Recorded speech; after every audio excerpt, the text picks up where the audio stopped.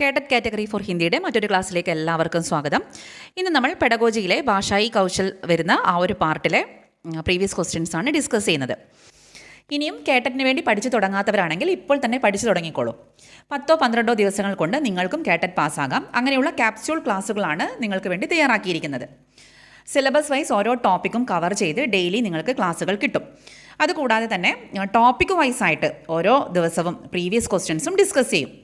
അപ്പോൾ ക്ലാസ്സിന് ചേരാൻ താല്പര്യമുള്ളവർ താഴെ കാണുന്ന നമ്പറിൽ കോൺടാക്റ്റ് ചെയ്യുക. അപ്പോൾ നമുക്ക് ആദ്യത്തെ ക്വസ്റ്റ്യൻ നോക്കാം. സുൻകർ ഗ്രഹൺ കർനെ കാ കാര്യ ഹേ.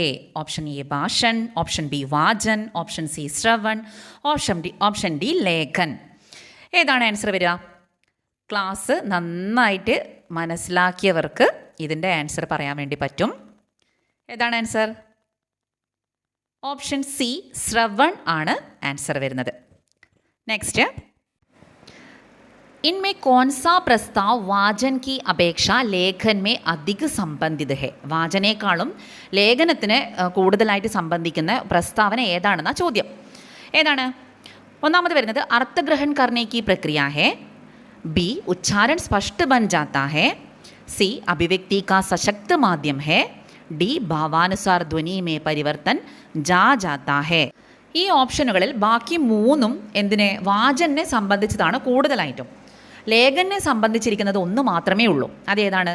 ഓപ്ഷൻ സി ആണ്, അഭിവ്യക്തി കാ സശക്ത മാധ്യം.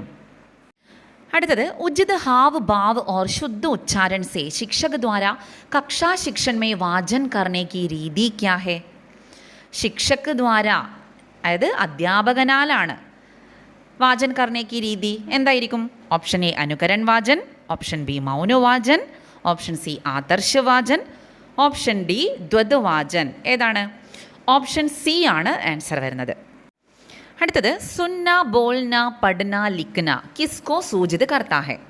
ഓപ്ഷൻ എ ഭാഷായി കൗശലോं का क्रम, ഓപ്ഷൻ ബി शिक्षण सूत्र, ഓപ്ഷൻ സി विभिन्न प्रोक्तियां, ഓപ്ഷൻ ഡി വ്യക്തിഗത ഭിന്നത കാ സിദ്ധാന്ത്.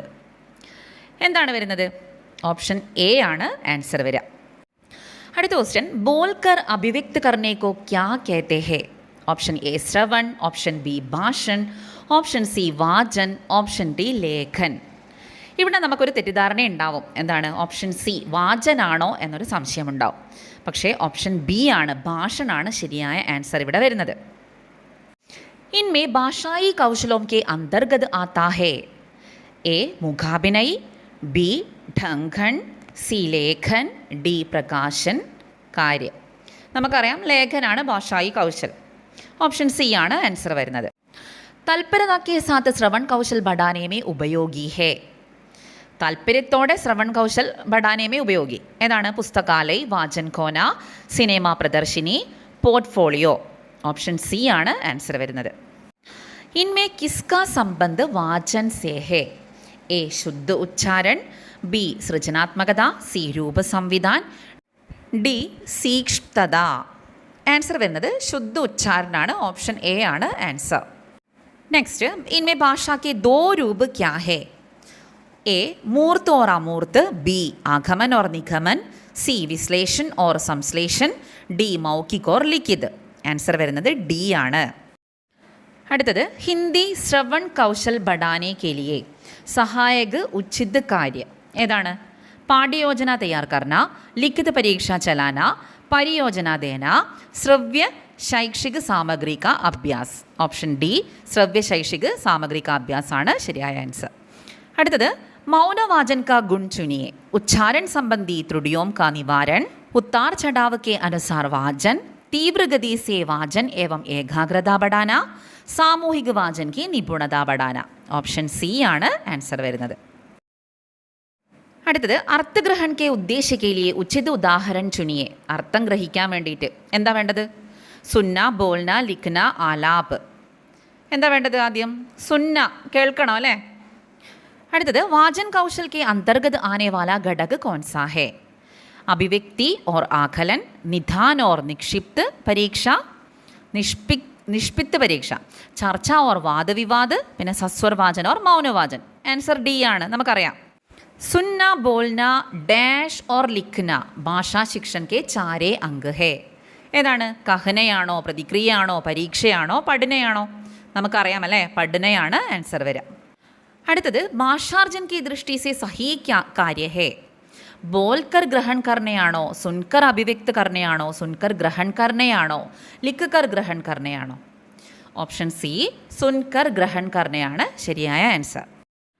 वाचन प्रक्रिया में मौनवाचन का महत्व क्या है? छात्रों में स्वाध्याय की आदत पड़ती है, छात्रों का ध्यान केंद्रित रहता है, छात्रों की चिंतन प्रक्रिया जारी रहती है, ഉപര്യുക്ത സബി.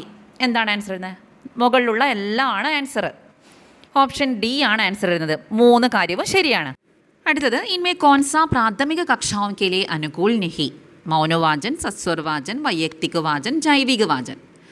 ആൻസർ എന്താണ്? ഓപ്ഷൻ എ മൗനവാചനാണ്. അടുത്തത് शिक्षा की दृष्टि से भाषा के बारे में अध्ययन से क्या तात्पर्य है?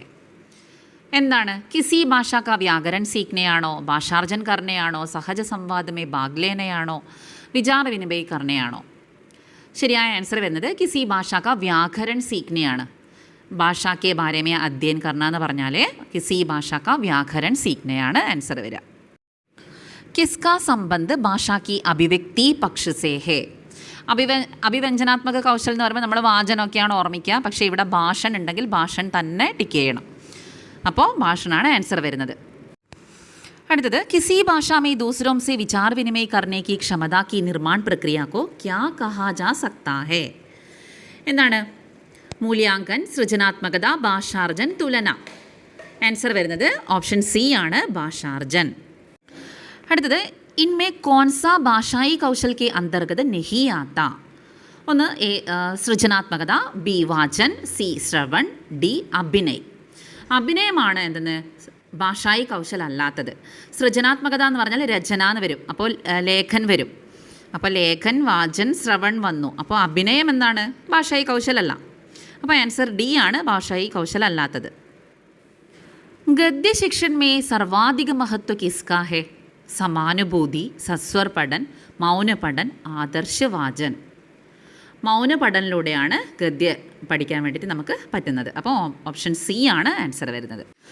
അടുത്തത് ഭാഷा के लिखित प्रतीकों की श्रृंखला पर दृष्टि डालकर उससे अर्थ निकालने की प्रक्रिया को क्या कहा जाता है?